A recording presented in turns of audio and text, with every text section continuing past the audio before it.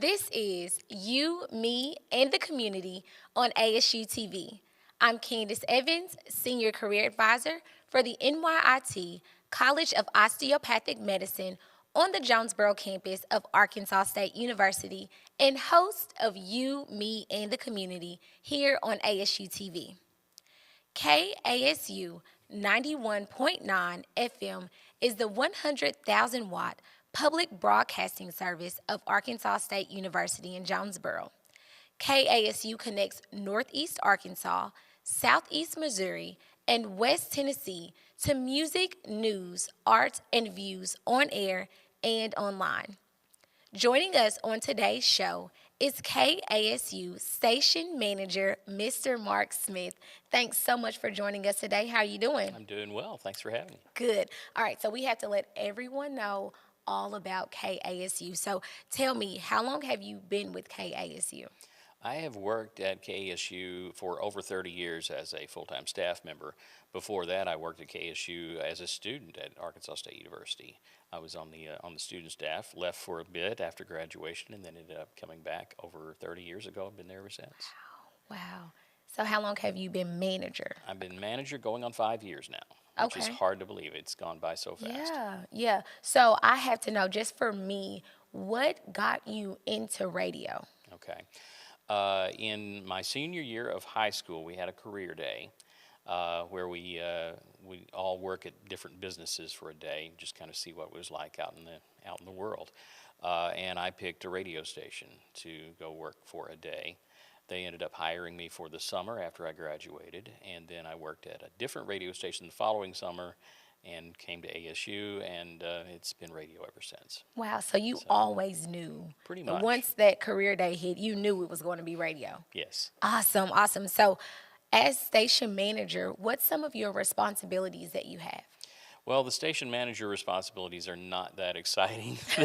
They're a lot of approving people's time off, their vacations, their sick leaves, a lot of approving travel, approving this, approving that, and a lot of paperwork, of course, which is all done online now, but it's a lot of just you do make some decisions, and you help with the staff and getting together and making decisions about the future programming of the station, the direction kind of we want to head toward, and just things like that.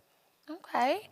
All right, so explain some of the history of KASU and what it's provided to not only ASU, but the Jonesboro community.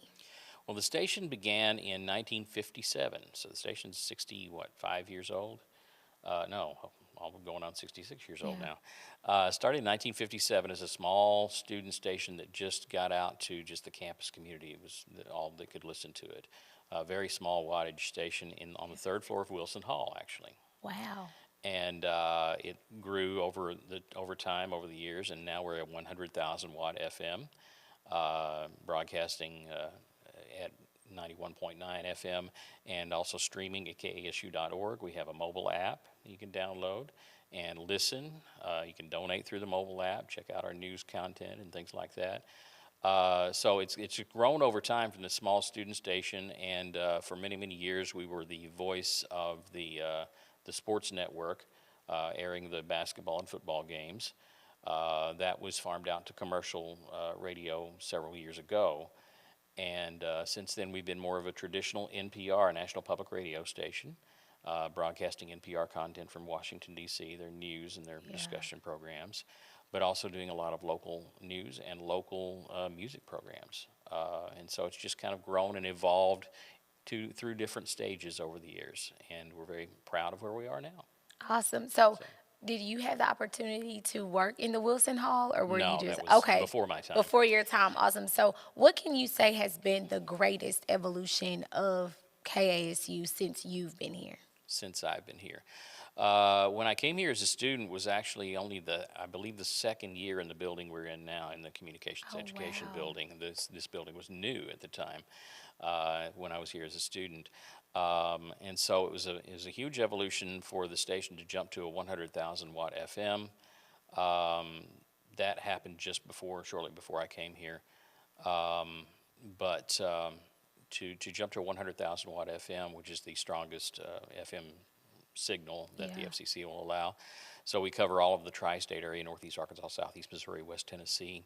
So that was a big deal. But also then in the mid-90s, the station began, because of changes that Congress made in funding for public radio and public broadcasting in general, the station began doing on-air fund drives. We had to raise more funds from our listeners in order to have operating expenses. And so that was a big evolution. And that may be one of the biggest changes that we've made, is adding a lot more NPR programming and asking our listeners to donate to the station. Awesome. All right. So tell those that are watching that may not know about some of the programming that's offered on KASU.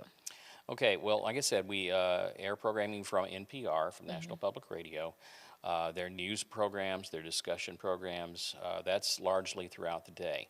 But we have some very unique and interesting local programs in addition to our local news, which gets inserted within the national programming. We have some interesting local music programs. Every day at noon, except for Sunday, Monday through Saturday at noon, we have a program called Arkansas Roots. And that program features Arkansas music, and there's a lot of interview features and things like that that are also included in the program. But the purpose of the program really is to share the music and heritage and culture of Arkansas, and music that is rooted in the state or that has some type of connection to the state of Arkansas. And so we have some outstanding musicians which come from Arkansas, who were born here or have some sort of connection here. We all know Johnny Cash. Yeah. Of course, Glenn Campbell, and so we have country artists like that. Johnny Cash actually transcended Yeah. genres, but is generally considered a country artist. And so we have country artists that are from Arkansas, but we have blues artists. We have R&B Al Green, of course, from Arkansas. We have classical musicians, classical composers. African-American composer William Grant Still, very prominent classical composer and wonderful composer, is from Arkansas originally. We have so classical, opera, every kind of genre you can imagine. We have roots, people performing those types of music in Arkansas, and that's what we like to feature. And one of the points of Arkansas Roots is we're not going to stick to a particular genre. This is not going to be a country music show or a rock music show or a classical music show.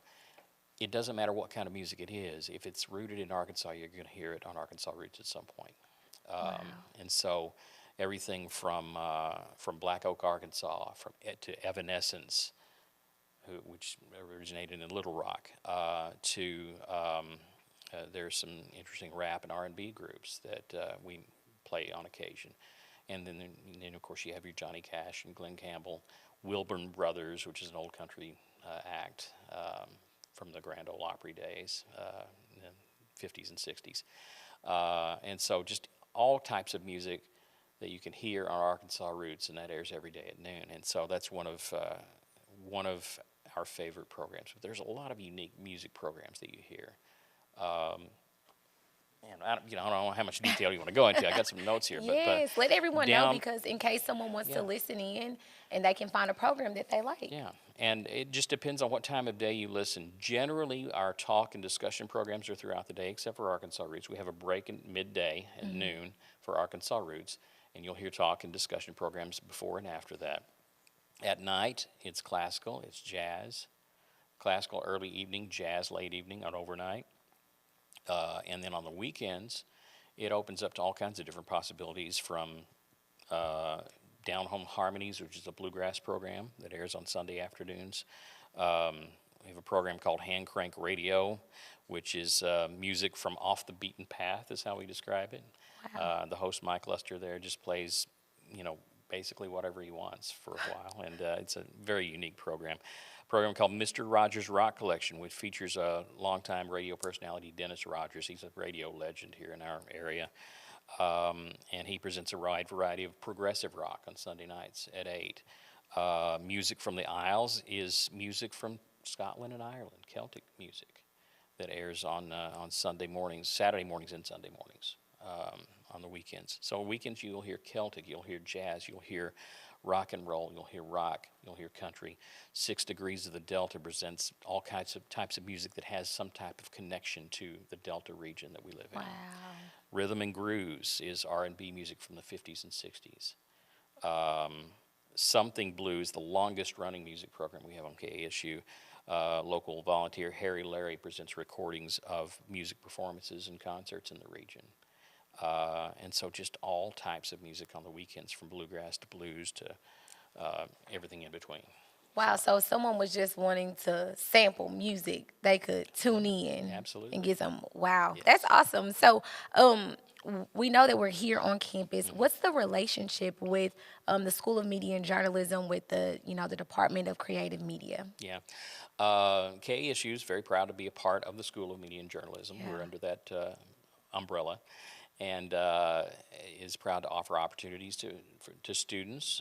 We have students who are audio editors for us, some students who do voice work for us, reading either news features or announcements that run throughout the day.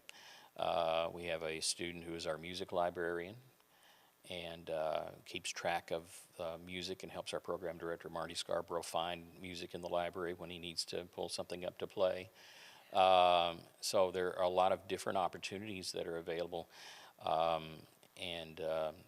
so we're proud to provide our students with opportunities in the School of Media and Journalism, and help them maybe develop some skills that they can use in the world when they go out there. So we're very proud to be a part of that. We're also proud to air programs like A-State Connections, which is a program that talks about things going on here at Arkansas State University, and lets people outside the university know how the university is connected to the community and how it impacts the community on a wider scale.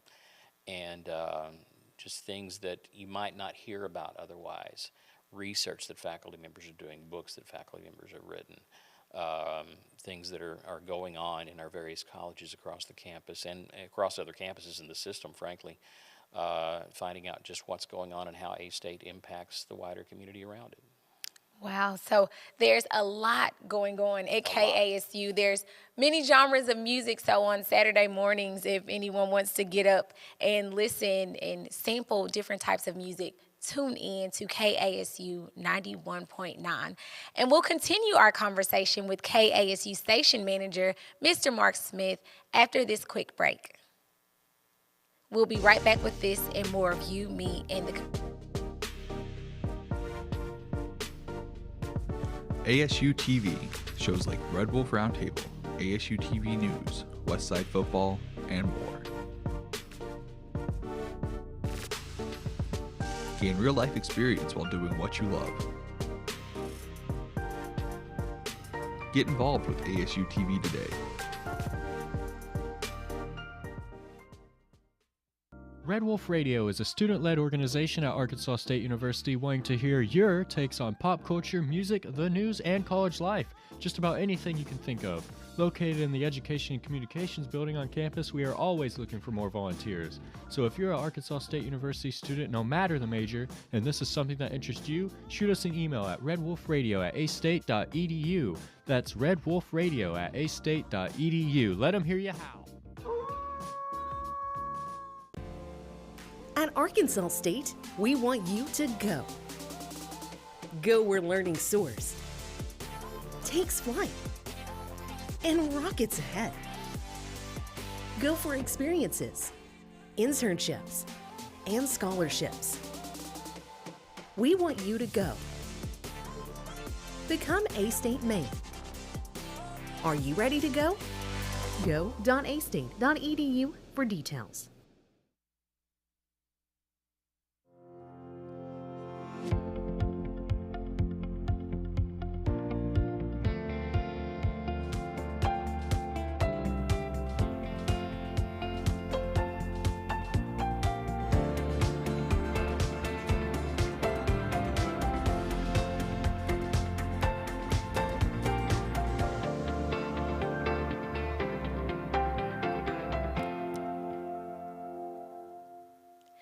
Welcome back to You, Me, and the Community on ASU-TV. We are continuing our conversation with KASU Station Manager, Mr. Mark Smith. Thanks for joining me again on You, Me, and the Community. Thank you. All right, so we finished up talking about our connection with the School of Media and Journalism and our students. So if an incoming freshman comes in or a transfer student or someone changing their major to creative media, how would they go about getting involved with KASU? They could just mention to either our director of the School of Media and Journalism or to one of their faculty members that they're interested in working with KSU. You could also reach out to me. I'm in the office here at room 150. You can stop by and just talk to me and express an interest, and we'll see what kind of opportunities we can provide for you. Awesome. So are there a list? I know you said you do have like student workers and students that are there, but are there internship opportunities, shadowing opportunities? Absolutely. We have several interns working for us right now, as a matter of fact. Awesome. And there are different opportunities depending on your skill set and what you're interested in learning. You may work in news. You may help out with covering some news stories, possibly, depending on, like I said, your skill set. Learning how to cover press conferences, for instance. We have one of our interns doing that now. Another intern is doing some interviews for us with other students and doing some features for us. And another student is just doing voice work and just voicing some things that we need to run on the air. And so there are all kinds of opportunities. We always have opportunities for audio editors, people who are good at audio editing, digital editing. We have lots of projects that where one of our staff members will do an interview, and we'll just need some basic editing work done to get it ready to go on the air. And so we have those opportunities. But just have a student feel free to reach out to me and express an interest, and we'll try to make it happen. Awesome. So you've seen a lot of what goes on in radio, again, the evolution of it. What would you say is the future for public radio and specifically KASU? Okay. That's a tough question. It's loaded. It It's a loaded is question. because media is changing so much. It's changing so fast also. But I always like to think of the fact that people have rung the death knell for radio for decades, and we're still here. When TV first came on the scene, they said, well, that's the end of radio. Radio evolved. Yeah. When the internet was born, they said, oh, that's the end of radio. We're still here. We're still evolving. We just have to continue to evolve and continue to find ways to, as long as we're making content that people are interested in hearing, unique content, things that they can't get anywhere else, I think we have a place. We certainly, can be more involved in podcast or offering on-demand content. It's still basically radio. It may not be broadcast radio as much. It may become more on-demand, more online availability. But the content is the same. Good radio is good radio. Yeah. And whether you call it radio or you call it something else, it's still just good audio that people want to listen to. It's interesting content. And I think as long as we continue to produce those things that people are interested in hearing, or that maybe they don't know they're interested in hearing until they hear it, and it's like, wow, I like this. People didn't know anything about podcasts before somebody made one. Right. And then all of a sudden it's a big thing. So we've just got to be prepared to evolve, to roll with the changes, and to continue to make the content that people want to hear. Yeah, and you mentioned interesting content. So do you all take ideas from students? Do you take it from faculty, from community members? How do you come up with your interesting content? Absolutely. We have a lot of ideas right now. We get ideas from the community. We had a program that a community member brought an idea to us. The problem that we run into a lot of times is people will come to us with an idea, and it's a great idea, but they don't realize the commitment involved in actually making that idea a reality. And once a lot of people see the time involved in actually producing a program, a lot of people back out and say, I can't do that. Yeah. But occasionally you'll have somebody that's willing to commit the time, willing to, dedicated to making it happen. We had a community member who came to us several years ago with an idea, And we made that show happen because he was willing to commit to it. We had a student producer we were able to connect this person with, and they together created a show, and it ran for years on KASU. So we do take, absolutely, we take ideas, concepts. The only problem that we run into is you have to be dedicated and committed to making it happen, and it is an extraordinary amount of time and dedication that it takes to put together a program and keep it running for a long time. But we've had that happen several times. As a matter of fact, the Mr. Rogers Rock Collection music program I mentioned before earlier was another one that Dennis Rogers reached out to me and said, "Hey, I got an idea for a show." Okay, let's make it happen. And we did, and it's running now. And sometimes the person like Dennis is a radio professional, knows what he's doing. Sometimes it's just a person in the community has a great idea. Yeah. And if they're willing to dedicate the time, make the commitment, we can make it happen. Awesome. So what does it look like for a person that's not in radio? So they pitch this wonderful idea. What would their commitment look like to the radio show? We actually have some paperwork we send to people that have an idea, say, here's what you're getting yourself into. Yeah.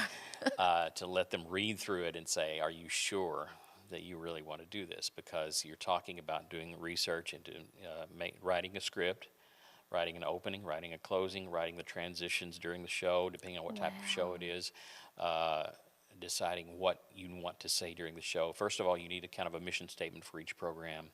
What is the point of this show? What's the purpose of it? What's it seeking to do? And then you have to do the research into the script writing. You have to do the research into whatever the topic of the show is. And then you have to be dedicated to coming in, to recording that show, and to making sure that the editing gets done, making sure the show gets completed and ready to air. But for a 30-minute or 1-hour show, you could literally spend days just preparing for a 1-hour show. Yeah. And depending on the type of show it is, of course. But there's a lot of preparation, a lot of work, and a lot of research that goes into it. And so we try to give people a heads up when they bring us an idea. Here's what you're getting yourself into. Are you willing to commit to it? We'll help you as much as we can. The other issue that we have is, of course, we're a small staff. Yeah. Our radio station is a small staff. So you come to us with an idea, and we look at each other and say, this is a great idea. Who's going to do it? We're all wearing 17 hats right now. Wow. You know, who's going to help this person make this idea a reality? So that's an issue we run into right now. We would love to have more resources to do more original programming, but it does take more resources. Ideally, I'd love to have 2 full-time producers that all they do is assist other people with making their ideas a reality. We don't have those kind of resources right now, but that's kind of a goal. Yeah. I'm glad you mentioned that because my next question talks about the funding of our radio station and how we keep it going. There's wonderful programs, but we know it takes money. So how do you bring in the funding? Okay. Public broadcasting is really unique, and it goes back to the Public Broadcasting Act of 1967, I believe, if I'm not mistaken, during the Johnson administration. This created public broadcasting, public TV, and public radio. And as a public radio station, we depend on our listeners, whereas a commercial radio station is a little different. They sell commercials. You hear ads. That's how they fund their programming. How public broadcasting funds its programming is a mix of different types of support, but the biggest support for the programming itself is just asking our listeners to give to the station. And so we have to do regular fundraisers. We do typically 2 a year, 2 main ones a year. We'll have some smaller ones throughout the year if we need to. But typically 1 in the spring, 1 in the fall, we'll come on the air, and for about a week or so, we will ask our listeners to donate to the station. And that's how we raise the bulk of the funding for programming. Now, of course, KASU is supported by Arkansas State University. We very much appreciate that. Arkansas State University owns our license and provides support for a lot of our salaries and some other equipment and things like that. So Arkansas State University is a source of funding. The other major source of funding is the Corporation for Public Broadcasting, which is kind of a unique organization. The CPB was created as a independent corporation, but it is funded through a congressional appropriation. So it is a government-funded organization that acts as an independent corporation to distribute funds to public radio and public TV stations. And so using the government appropriation, they then, each individual station, KASU, has to apply for a community service grant from the CPB every year. And provided we apply for that grant, meet the qualifications, we will get a grant from the Corporation for Public Broadcasting. So CPB funds, Arkansas State University funds, and then individual donors, and we have some business and corporate donors too that are underwriting programming on KASU. And underwriting is, we like to call it the public radio version of commercials. It's a little different. It can't be as in your face as commercials, as loud, or as we can't do calls to action like "come on down, we're having a sale." Yeah. But our announcements are the ones you hear, which say, you know, support for KSU is provided by XYZ Corporation. Those kind of announcements, they are making a donation to the station. These businesses and corporations or organizations, nonprofit organizations can do this too. They'll make a donation to the station in exchange for these on-air announcements. And so they get recognition for supporting public radio in their community in exchange for an on-air announcement. And so we have business underwriting, individual donors, CPB, and Arkansas State University. Those are our four major sources of funding. But the support for the programming really depends on our listeners giving during those fund drives. Yeah, so everyone needs to listen, Yeah. donate, And and give, keep it yes. running, right? So tell us how people can listen to KASU. You hit it on it a little bit, but Right. just reiterate it. So 91.9 FM on the radio. That's where most people listen when they're in their cars. Yeah. 91.9 FM. You can also listen online at KASU.org. There's a listen button. You just click on listen live and you can hear what's actually on the air at KSU.org. We also have our app, the KSU Public Radio app, which you can download from your app store. It's free, and you can listen through the app and also check out the things on the app that we have there. You can also donate through KASU.org or through the app. There's a donate button. You can click, fill out the form there, make your donation. You can make a one-time donation, or you can set up a monthly donation, $5 or $10 a month, if that works better for you. So Awesome. try to make it as easy as possible for people to help the program, keep the program going. So are those the only two ways that people could donate through the app and then online, or is there another way? During our fund drives, when we're doing our live on the air fund drives, when we're on the air asking for donations, we'll give out our phone number, and you can call in if you don't feel comfortable doing the online donation form. You can call in, and we will take your information over the phone and take how much you'd like to give. And you can, if you call us, you can choose to give by check or by credit card or however you want to. And we will work with you any way we can. But yeah, you can certainly call in when we're live on the air. But the most common ways to give, and more popular ways to give now, is just through a credit card, through a bank draft. You can also set up a bank draft through KASU.org or through our mobile app. Awesome. Wow. So that will do it for this edition of You, Me, and the Community. I want to thank my guest, Mr. Mark Smith, for all the wonderful information that you've given us. I want to thank instructor of creative media production, Mr. Dustin Sullivan, and his students who are behind the scenes running the show. Thanks to engineers, Mr. Derek Herring and Mr. Clayton Holderfield, along with graduate assistant Jacob Nee, for all their help as well. We'll see you next time for another episode of You, Me, and the Community. Thanks for watching.